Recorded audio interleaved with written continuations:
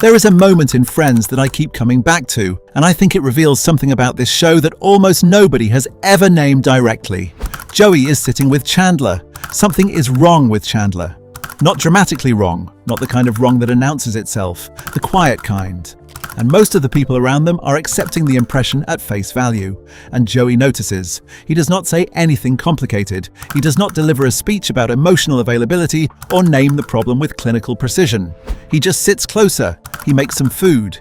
He stays in the room in a way that communicates something specific, without a single impressive word, that he has seen through the impression, and he is not going anywhere.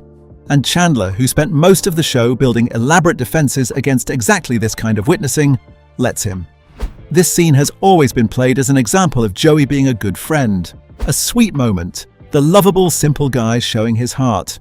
And that reading is not wrong, it is just incomplete. Because what Joey just did in that scene required something that none of the other characters in that apartment could reliably do. He read a person accurately. He responded to what was actually happening rather than what was being presented. He provided exactly what was needed without being asked. That is not simplicity. That is a specific and sophisticated form of human intelligence. And the show spent 10 years calling it something else. I am genuinely curious what you actually think before we go any further into all of this. Do you see Joey as the kind one, or have you always suspected that kindness was doing the work of something the show was never willing to call intelligence? Guess I'll get washed up then. Watch that sunrise. Let me know in the comments. I want to hear your take. Let us talk about what intelligence actually is, because I think the show had a very narrow definition of it, and that narrow definition is the source of everything that went wrong in how Joey was framed. The show's working model of intelligence was Ross's model. Facts, academic credentials, the ability to win an argument through accumulated knowledge and rapid verbal deployment of that knowledge. The show measured intelligence the way a quiz show measures it. Information retrieval speed, vocabulary range, the ability to understand a reference that someone else has made. By that model, Joey consistently scores low. He does not know the facts, he gets the words wrong, he loses the quiz show moments. And the show, having established those moments as the benchmark, consistently coded him as the least intellectually equipped person in the group.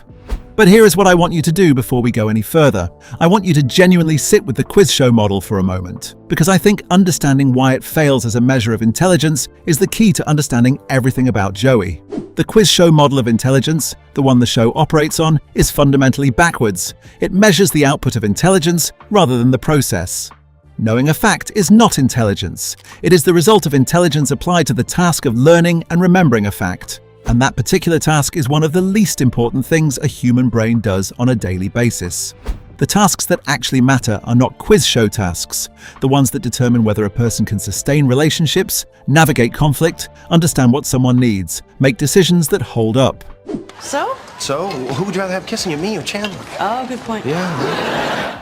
There are things happening in every episode of Friends that have nothing to do with information retrieval, everything to do with a different and arguably more essential form of cognitive work: reading emotional states, tracking group dynamics in real time, knowing when to speak and when to stay quiet, knowing what someone actually needs as opposed to what they say they need. On every single one of those measures, Joey consistently outperforms the group, not slightly, substantially.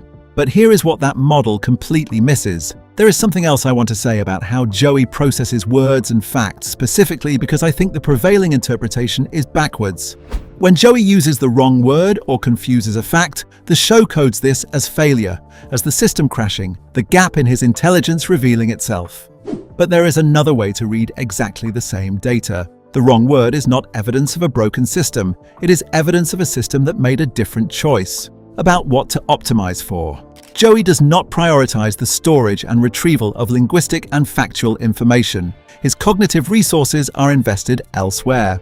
He is running a different kind of processing continuously that requires significant bandwidth. He is tracking faces and body language and tonal qualities and interpersonal dynamics and the gap between what someone is saying and what they mean. That is computationally expensive. It uses capacity that, in other people, gets redirected toward vocabulary acquisition and fact retention. Think about the people in your own life who are genuinely exceptional at reading rooms and understanding people. Think about whether those people tend to be the same people who are exceptional at trivia and vocabulary. They are usually not. The capacities do not often coexist in the same person at high levels, because they are drawing on the same underlying resource. Joey went deep on one capacity. The show saw him scoring low on the other and concluded he was lacking. But depth in one direction is not absence. It is a choice that the system made about where to invest. And Joey's system invested wisely for someone whose life and career both depended on understanding other people rather than cataloging information about the world. And this is the core argument I want to make. Heart and mind are not actually different things. What we call emotional intelligence is cognitive work. It requires information processing. It requires pattern recognition. It requires predictive modeling of human behavior. It is, in every meaningful sense, intelligence. And Joey does it with a precision that would be unmistakable if it were happening in a form the show had agreed to recognize as smart. If you genuinely enjoy these kinds of deep character breakdowns, the things most fans completely miss, make sure you subscribe. There are many more of these coming. Think about the knowledge Joey actually has that nobody else in the group has. Chandler, you didn't tell... Okay, because I'm thinking we don't need to tell Chandler. I mean, it was just a kiss, right? And before you answer that by saying there is nothing he knows that they do not, I want to push back on that. Because there is a category of knowledge that Joey possesses in full that the rest of the group only has in fragments. It is not factual knowledge. It is not academic knowledge. It is knowledge of people. Specific, accurate, actionable knowledge of the specific people around him. He knows before anyone else when someone in the group is lying, not deceiving on purpose but performing okayness while actually not okay. He detects it in the specific quality of someone's laugh, in the way they hold their body, in the tiny gap between what the words say and what the face communicates. He knows when Chandler is about to sabotage himself in a relationship before Chandler knows it. He knows when Monica is performing confidence while actually needing reassurance. He knows when Rachel is not as over something as she claims. He picks up on all of it, consistently, across 10 years, and the show almost never lets him announce it or take credit for it. He just quietly responds to what he actually perceives, while the audience watches and files it under heart rather than mind. But that is not even the strangest part. The strangest part is what happens when you look at Joey's career as evidence of his cognitive capacity, rather than as the running joke about a struggling actor that the show preferred. Joey is, by profession, a person who has to understand human beings deeply enough to portray them convincingly. Not to portray what they say, but what they mean. Not to perform the surface of an emotion, but to access the interior of it and present it in a way that registers as real, to an audience of strangers trained by years of experience to detect when something is false. That is extraordinarily difficult cognitive work. It requires the ability to build a complete internal model of another person, to understand their psychology from the inside, to access emotional states quite foreign to your own experience, and produce them on demand with enough accuracy to fool a room full of people. And Joey can do this. Not always at the level the show implies he achieves with Drake Ramoray, where it is as much a soap opera joke as a serious claim. But in the moments when the show lets us see Joey actually inhabiting a character rather than performing one, there is something real happening. You don't kiss your friend's mom. Sisters are okay. Maybe a hot look. A capacity for human understanding that goes well beyond what the sandwich and vocabulary jokes suggest. His acting teacher says he has a gift. The show treats this as a throwaway line, but it is telling you something specific. The gift is not technical skill, which Joey demonstrably lacks in some areas. The gift is understanding. The gift is the ability to know a person well enough from the inside to become them. And that gift is operating all the time, not just in the acting class. It is operating every time Joey sits closer to Chandler without being asked.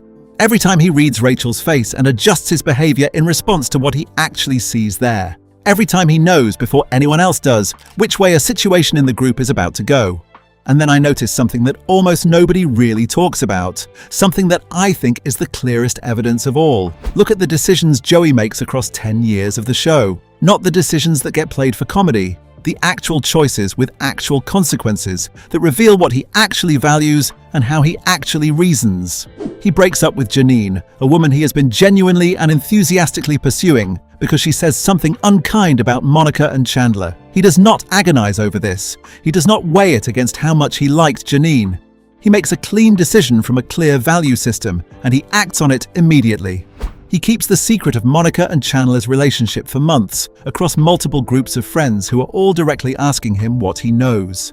He is not accidentally good at this. He is deliberately managing a complex social situation, one that requires him to track who knows what, to maintain separate conversational tracks with different people, to avoid the kind of slip that someone without sophisticated social cognition would inevitably produce. He declines to pursue his feelings for Rachel for a prolonged period, despite those feelings being real, despite opportunities presenting themselves, because he understands the full complexity of the Ross situation, and determines that acting on his own desire would damage something he values more than getting what he wants.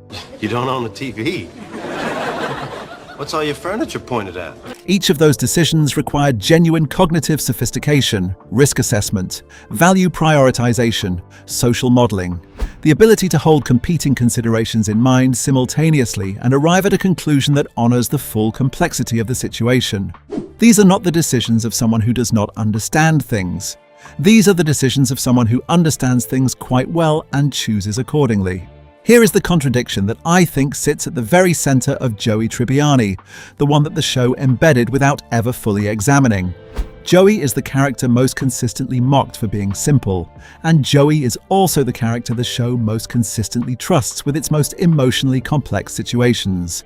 He is the one who holds the secret. He is the one who officiates the wedding. He is the one who sits with Chandler in the dark and understands without needing it explained. He is the one who can be counted on to do the right thing, even when the right thing requires genuine understanding of what the right thing actually is. You cannot simultaneously be too simple to understand things and be the person everyone trusts with the things that require the most understanding. The show wants it both ways, and the result is that a decade of viewers walked away with a fundamentally incorrect picture of one of the most emotionally intelligent characters in the story. Before we get to the relationship that makes the whole argument undeniable, I want to say something about the show, about what it did with Joey's emotional perception. Something I think is genuinely worth examining.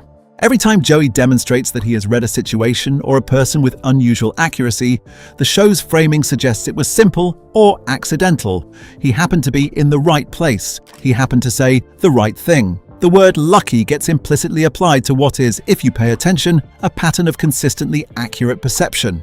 But luck does not produce patterns. Accident does not produce consistent results over 10 years across hundreds of scenes.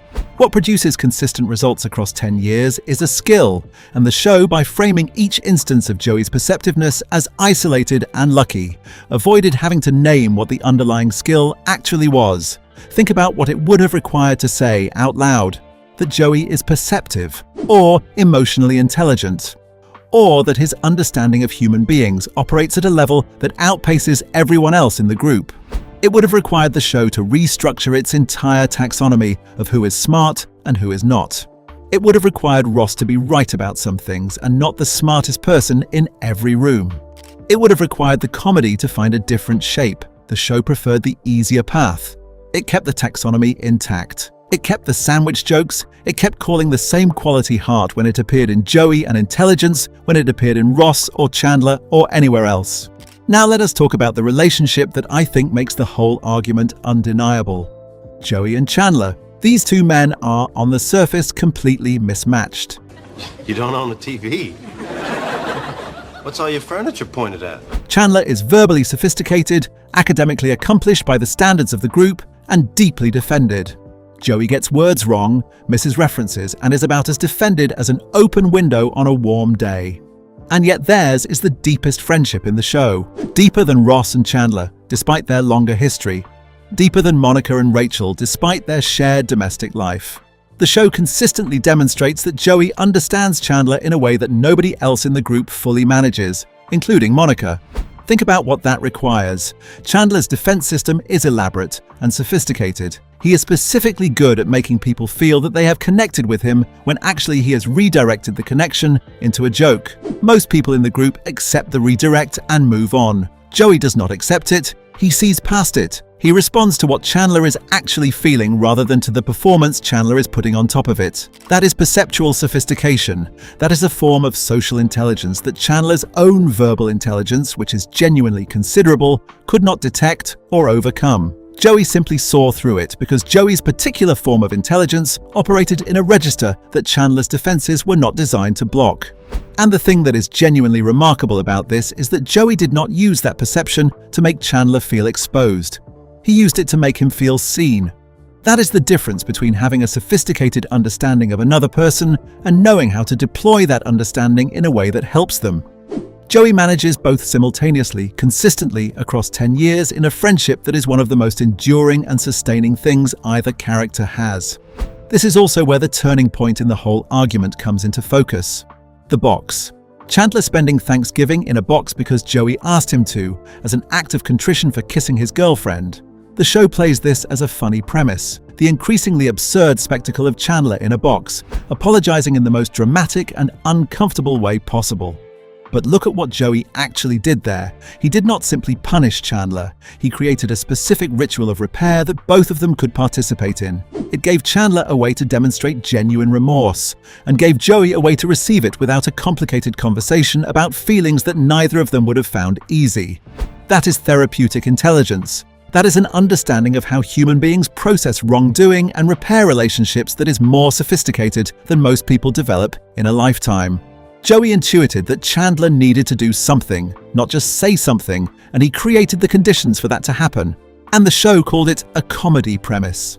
And there is one more piece of evidence I want to add because it is both the most concrete and the most overlooked. Consider what Joey does during the period between discovering Monica and Chandler's secret and that secret finally coming out.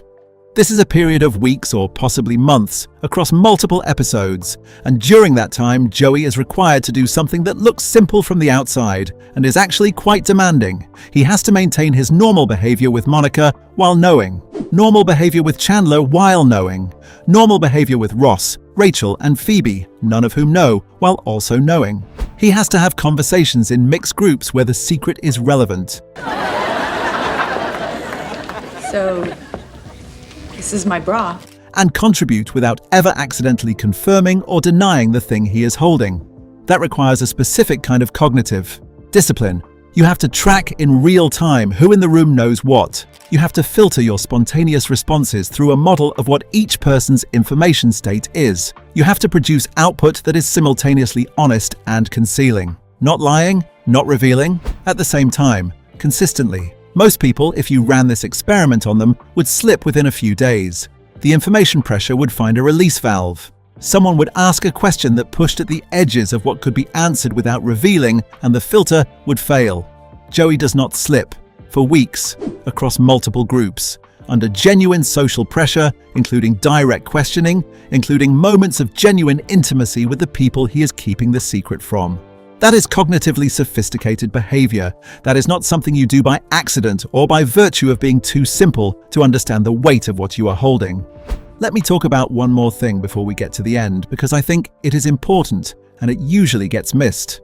Joey is aware, not always consciously, not in the way that would let him articulate it, but on some operative level, Joey knows how the group sees him. He knows the role he plays in the dynamic. He knows that the intelligence he has does not translate into the currency the group trades in, which is verbal wit and academic knowledge, and the specific kind of dominance that comes from winning an argument. And he plays his role without apparent resentment. He takes the sandwich jokes. He accepts the vocabulary corrections. He does not push back against the framing. And because he does not push back, nobody is ever forced to examine the framing. Nobody ever has to reckon with what Joey actually is, as opposed to what role he has been assigned. That acquiescence is itself a form of intelligence. Understanding a social system well enough to navigate it comfortably, even when the system has misclassified you, is not simple. Most people misclassified by a system they are embedded in eventually push back against the classification, usually badly, usually in ways that create damage. Joey never does. He simply exists inside the wrong classification, using the actual skills he has, producing results that the classification cannot account for, and letting the group continue to see him the way they need to see him. That is sophisticated. That is a level of social and emotional intelligence that most of the other characters spent 10 years trying to develop, and never quite got there. Think about what each of the other characters is missing that Joey has. Ross cannot let go of being right. Monica cannot stop performing for an audience that includes her mother. Rachel spent most of the show figuring out what she actually wanted, as opposed to what she had been trained to want. Chandler spent most of the show learning to be present without using humor as armor. Phoebe, who is in some ways most like Joey in her openness and warmth, still has moments of brittleness around her own needs. Joey rarely shows those. Joey shows up. He stays. He sees people. He responds to what he actually sees rather than to what the situation requires him to perform. And he does all of this without needing to announce it, without needing the group to acknowledge it, without needing credit for the invisible work of keeping that group emotionally functional across 10 years. There is a scene that I think is the emotional center of this whole argument. I want to end with it before the final piece. Joey officiates Monica and Chandler's wedding. This choice, made by two people who had every other option available to them, is the show telling you something, without saying it out loud. Hey, would you mind crouching down a little bit so that I look taller? Monica could have chosen someone with formal credentials. Phoebe, who is warm and spiritual and genuinely would have made it beautiful. Ross, who is her actual brother and would have carried family significance. Or a professional officiant, which is the most practical choice. They chose Joey, and Joey rises to it. He takes it seriously in a way that is genuinely moving. He prepares, he shows up. He finds the words that the moment requires. Words that come from his understanding of who these two people are to each other. Words that could only have been written by someone who has been paying attention for a long time. Think about what that scene is saying about him. Two people who have watched Joey for years, who have heard him get words wrong and misreferences and confuse facts, chose him to stand up in front of everyone they love and be the custodian of the most important moment of their relationship. They did not choose him despite knowing him well. They chose him because they knew him well. Because they understood, even if the show never quite said it, that the most consistently present person was the right one for this. That is what the wedding scene is. It is the show's most honest statement about Joey Tribbiani, delivered without a single word of direct commentary, without anyone naming it out loud. Just the simple, quiet image of him standing there at the front of that room, being trusted with something that genuinely matters. In the end, the question is not whether Joey was smarter than everyone realized. The evidence is distributed across every season of the show, in every scene where he reads a room correctly. Every decision he makes from a clear value system. Every moment he provides exactly what someone needed without being asked. The question is why nobody around him ever said it out loud. And I think the answer to that is actually the saddest part of this whole story. Because it was never about Joey not demonstrating his intelligence. He demonstrated it constantly. It was about the fact that the particular form his intelligence took was not the form the group had agreed to recognize as intelligence. He was measuring in inches in a room that only counted centimeters. Everything he measured was real. The measurements were accurate. They were just in a unit nobody was bothering to read. The show did something remarkable, whether it intended to or not. It spent 10 years showing you a man of genuine cognitive sophistication in the specific domain that matters most for a human life, which is understanding and responding to other people. And it got the entire audience to walk away thinking they had watched the simple one. That is, when you think about it, almost impressive. Joey Tribbiani was not the dumb one, he was the one the show never figured out how to describe correctly. He was the one whose intelligence operated in the domain of human beings, rather than the domain of facts and words and academic credentials. And in the domain of human beings, in that apartment full of emotionally complicated people, Joey was the best, quietly, consistently, without any particular fuss, at the only thing that actually mattered. And here is what I want you to take away from all of this. Not just that Joey was smarter than you thought, although he was. Not just that the show mislabeled him, although it did. But something more specific, and I think more useful. The way we recognize intelligence shapes what we see. If you have decided in advance that intelligence looks like Ross, you will consistently fail to recognize it when it looks like Joey. You will call it heart. You will call it sweetness. You will call it being a good friend. And all of those names are true, but they are incomplete. They are descriptions of what it feels like to be on the receiving end of a particular kind of intelligence, not descriptions of the intelligence itself. Joey Tribbiani is an argument for expanding the definition, for taking seriously the idea that being present to another person is a form of cognition, that reading them accurately is intelligence, that responding to what they actually need rather than what they are performing is cognitive work, that the ability to hold a complex social situation in your mind and navigate it without slipping is a form of intelligence, that the ability to know without being told what a moment requires and to provide it is a form of intelligence. The show called it simplicity because it was easier, because the taxonomy was already set. Because Joey in the sandwich role was funnier than Joey as the group's most sophisticated emotional processor. But the evidence was always there. In every room he understood. In every moment he got right. In every person he saw clearly who did not always see him clearly back. He always understood the people in the room.